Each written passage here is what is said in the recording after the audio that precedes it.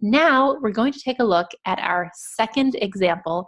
It's going to feature two question types. It's going to feature the note and table questions, and we're going to do it all together as though we're in the exam. So let's get ready. Okay, and we're back with our second example for section 2. Now, this is going to be a bit different than the other examples we've done because we'll have the entire section played in the listening prompt. So we have the first half, which will have questions 11 to 16, and the second half, scrolling down here, to questions 17 to 20. So we're not going to have two different recordings. We're going to do everything in just one recording. We're going to underline and read information for questions 11 to 16 first. Then we're going to answer these questions. Then we will do the same thing. We'll read and underline for questions 17 through 20, and then fill out this table. So this is something that you would see on the exam, how section 2 has a note for one question type and a table for the other question type. And this would be section 2. And this is great because this way we can see what it's really like to answer two different question types with one listening prompt, and that's great practice. Now, I'm going to just scroll up here. Like we did in the previous example, I'm going to underline with you after the directions are read, and then I'm going to write my notes here and stick them on the visual aid, just so that it's clear it's what I would write in the actual exam. Okay, so without further ado, let us listen to the directions. Then we will underline and go through our keywords together.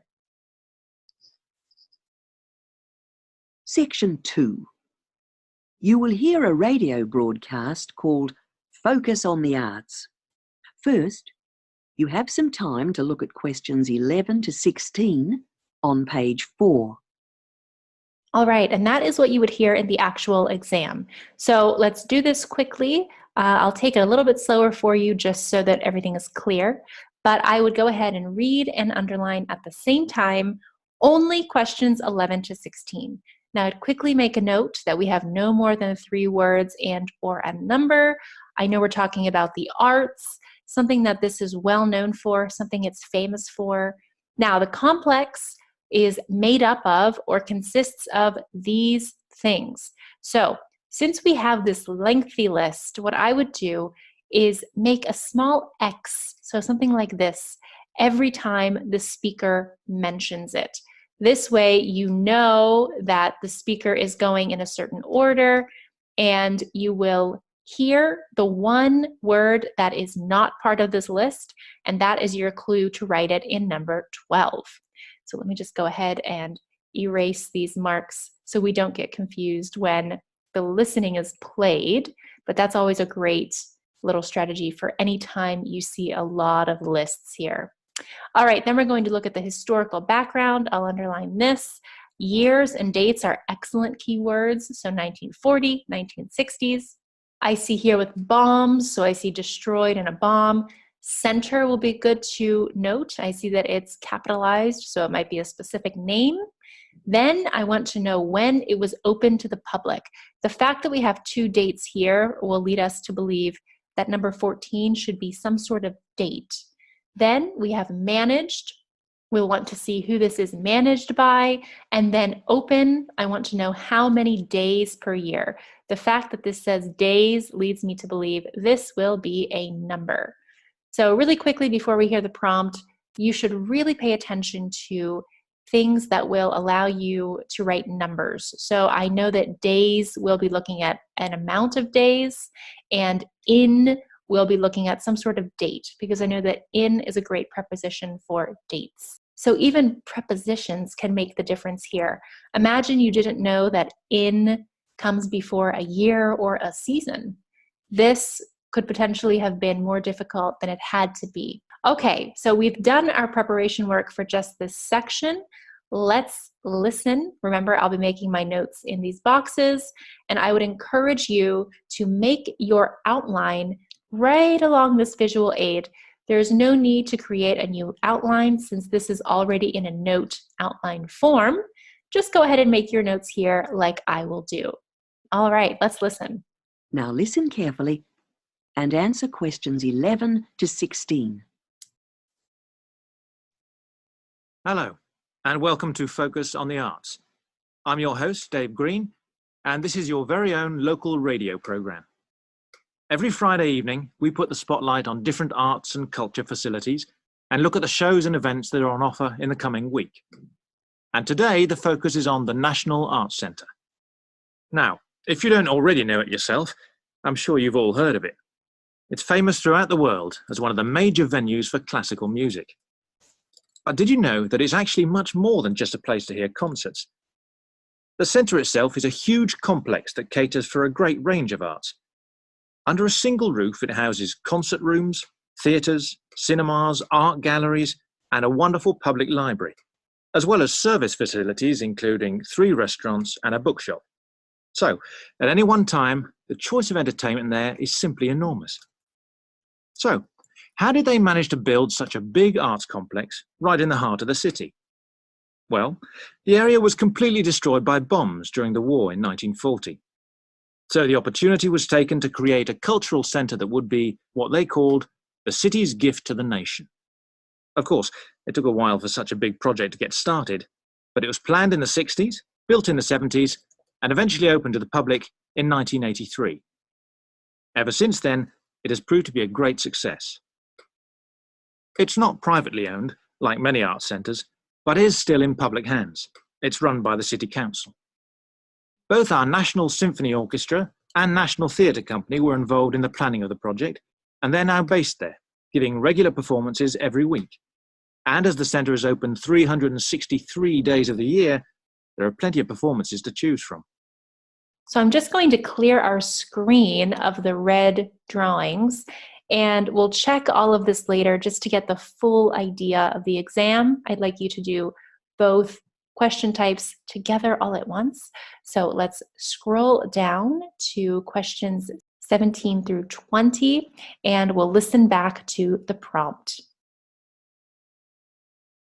Before you hear the rest of the broadcast, you have some time to look at questions 17 to 20 on page 5. Okay, same idea. Let's go ahead. This is not really any different in terms of strategy. We just have more things to look for. So we see the day, the time, the event, the venue, and the ticket price. Same thing with no more than 3 words and or a number. But here we've got these nice columns that will help us find the answers. Now, the days of the week will be helpful. We do not have to listen for any days of the week because they're already written for us. So when the speaker talks about Monday and Tuesday, we can immediately check this block here. When the speaker says Wednesday, we can check this block here. And when the speaker says Saturday and Sunday, we know that we are in this row here. Keep in mind, we'll have to find a venue for 1 answer, an event for 2 answers, and a ticket price for 1 answer. So the venue that we hear will be number 17, the ticket price will be number 19, and the 2 events will either be 18 and 20, and we must be specific here. So number 18's answer can only be number 18's answer. Same thing for 20. Now, we should use the words that are listed to our advantage. So make sure you know where these days of the week are located. Times are also important here. Okay, when we hear these numbers, we can immediately go to this row. And we have a ticket price. £8 is the only ticket price here with number. This one is free. Then we have a Canadian film, art exhibition, The Magic Flute by Mozart, Cinema 2, Gallery 1, and free. Now remember to use this visual aid to your advantage again and make your notes right along here or directly on your table. You might see that the speaker gives a couple of descriptions for many things, or the speaker may jump around with what he is saying. If you write something that you later find out was a trick or it's not the correct answer, just mark it out in your notes. It's better to write more than to not write enough. All right, let's go ahead and prepare for our listening 17 to 20. Now listen and answer questions 17 to 20. So, to give you some idea of what's on, and to help you choose from the many possibilities, we've made a selection of the star attractions. If you're interested in classical music, then we recommend you go along to the National on either Monday or Tuesday evening at 7:30 for a spectacular production of The Magic Flute, probably the most popular of all Mozart's operas. It's in the Garden Hall, and tickets start at only £8, but you'll have to be early if you want to get them that cheap. And remember, it's only on for those 2 evenings. For those more interested in the cinema, you might like to see the new Canadian film, which is showing on Wednesday evening at 8 p.m. in Cinema 2. And that's called 3 Lives. It's had fantastic reviews, and tickets cost just £4.50, which is a reduction on the usual price of £5.50. So it's really good value, especially for such a great movie. But you can see the centre's main attraction at the weekend, because on Saturday and Sunday, 11 a.m. to 10 p.m, they're showing a wonderful new exhibition that hasn't been seen anywhere else in Europe yet. It's a collection of Chinese art called Faces of China. That's in Gallery 1. And it has some really fascinating paintings and sculptures by leading artists from all over China. And the good news is that it's completely free, so don't miss it. So why not go along to the National Arts Centre next week for one or all of these great events? And you can always pick up a programme and check out all the other performances and exhibitions on offer, or coming soon, on almost every day of the year. Next week, we'll be looking at the new Museum of Science. That is the end of section 2. You now have half a minute to check your answers. All right, that's the end of section 2. So in theory, we would have 30 seconds to check our answers, check our notes, make some guesses if we really weren't sure. But you'll see that we sort of did everything at the same time as we were listening. Now I've cleaned it up a little bit. I've gotten rid of the boxes here, but we're going to go over this all together. So I'll scroll back up, and soon you will see the transcript of the entire section on the right-hand side. Okay, and here we are with our transcript.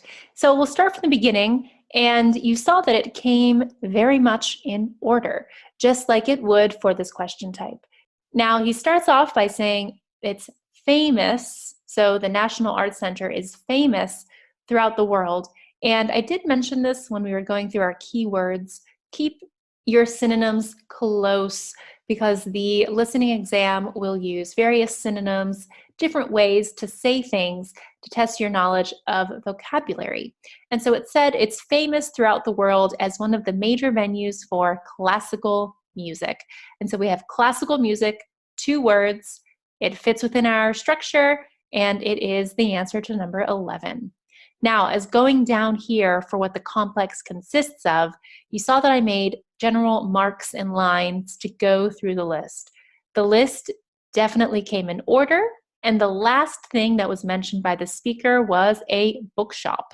So he talked about the concert rooms, theaters, cinemas, art galleries, public library, 3 restaurants, and a bookshop. So there we go. Bookshop is the correct answer. Now you could also say bookstore. That would have been accepted just because it would be the American way or North American way to say bookshop, but I would play it safe and write exactly what you hear. Now for the historical background, these dates really did help us, because he talked about how the area was destroyed by bombs during the war in 1940, and then he also mentioned the 60s. So you see that 60s was here as a clue. And he said that it was planned in the 60s. So we have this word here. It was planned in the 60s, built in the 70s. Now this is something that was meant to throw us off guard, since 70s was not included. But I hope we didn't fall for that. And it said it was opened to the public in 1983. So we have the exact keywords in the transcript: open to public, and then the year 1983. Managed, we see here that it's not privately owned, but it is still in public hands. It's run. So run here is a synonym for managed. It's run by the city council. And lastly, it said that it is open. The keyword open was used 363 days of the year. So here we see 363. We knew it was a number. We also knew that this date here was going to be a number because of the preposition in. So excellent job if you were able to follow along. Now, note that the keywords are very important. In general, for any question type on the listening exam, you'll have to pay attention to your synonyms. So even though this is considered one of the easier question types, don't forget about your synonyms. You see here, it's really helpful. Let's focus on the second half of the section now. Okay, we're looking at the second half. Let's start with number 17. Notice how the speaker spoke for a little bit beforehand, but the keywords Monday or Tuesday, 7:30, and the magic flute, these were all given in the transcript. So these are 3 clues that should have told us to look at the venue first. Also, as we know, these are more than likely going to come in order.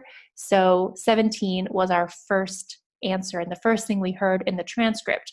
He said it's in the garden hall. So it's pretty quick, and that's why there are so many clues beforehand, because the answer is given and it's pretty quick, so we don't want to miss it. So you could write the garden hall. You could also just write garden hall, but both are correct because the garden hall still fits within our 3 words and or a number. But remember, these articles, indefinite and definite, are not obligatory. Let's continue on to number 18. We saw the keyword of Canadian film, so that came first. Also cinema, sorry, that came first. We have cinema, Canadian film, Wednesday, 8 p.m., cinema 2, and finally it tells us 3 lives. So notice how there's a lot of buildup, because if you miss it, you really don't have another option. So pay attention to your key words. Then immediately after, it says it had fantastic reviews. Tickets cost just $4.50. Keep in mind, you'll have to put the pound sign just like you see here, or the dollar sign if that is the correct currency. And keep in mind that the transcript tries to confuse you, which is a common trick in the IELTS exam. It said here immediately after 5:50, and they do that on purpose because they know that people will have gotten lost and they'll just be blindly listening. So they'll throw out a couple of prices or a couple of numbers just to confuse you. So always make sure you're listening actively and you're listening attentively. Okay, the last one, we have number 20. It was at the very end.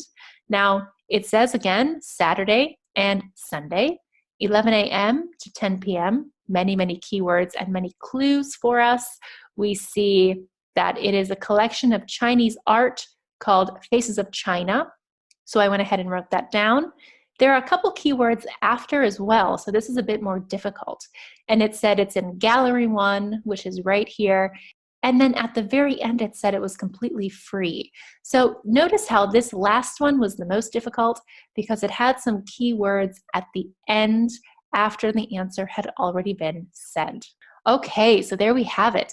I really hope you were able to follow along with me.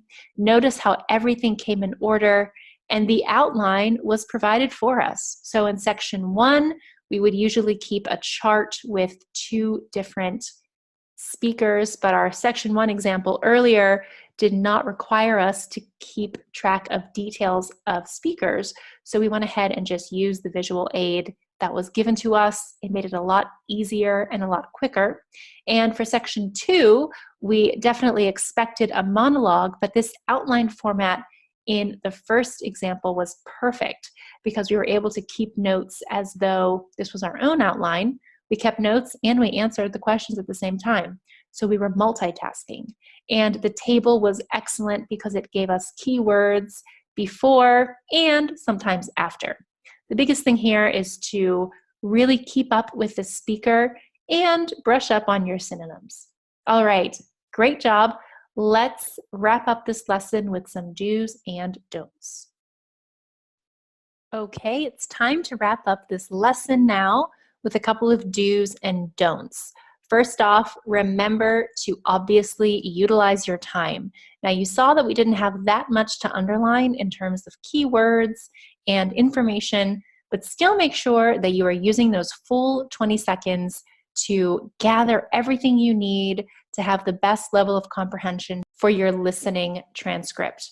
Also, in this time, you could study up on synonyms if you have some time. The synonyms will probably be basic. So, for example, today we looked at well-known and famous in our last example, but just be aware that the speaker can use different words to say a couple of words that are already on the outline or the form or the table. This can be done before test day, so make sure you prepare. Then, as you're listening, follow and use the visual aid to your advantage. This is very important. You can make your notes right along it. You can make some marks for things that have been said. Really use that visual aid. And of course, since you're writing out things, make sure to write clearly. As always, we suggest capital letters and making sure that everything is legible.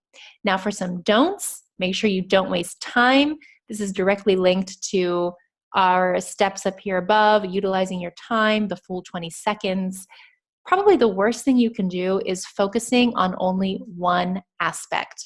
Because if you focus on one aspect, you may forget to be taking notes, you might forget to be crossing things off, and you might get lost, especially in a monologue like we saw in section 2. Once you get lost, it's very hard to recover from that. So practice your multitasking skills beforehand and don't keep an entirely separate outline. If you've watched our other videos, we actually do suggest keeping charts and outlines on your test booklet right next to the words that you're reading. But in this case, in this specific question type, it's actually best if you use the visual aid that is given to you. You don't want to put any extra work for yourself if the visual aid is already an outline. Also, don't write the incorrect amount of words. Make sure that you are paying attention to your instructions with 1 word only, or 2 words, or 3 words and a number. Our first example had a really good way of looking at this because we had a lot of numbers and words together. And of course, don't leave anything blank. This is the worst thing you could do.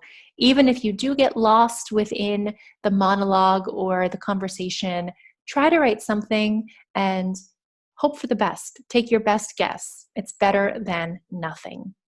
All right, I really hope that you enjoyed this lesson today. Like I said, it is one of the most common and sought after question types because it's considered quite easy, but you'll still need to practice it. You don't want to fall for these tricks. You don't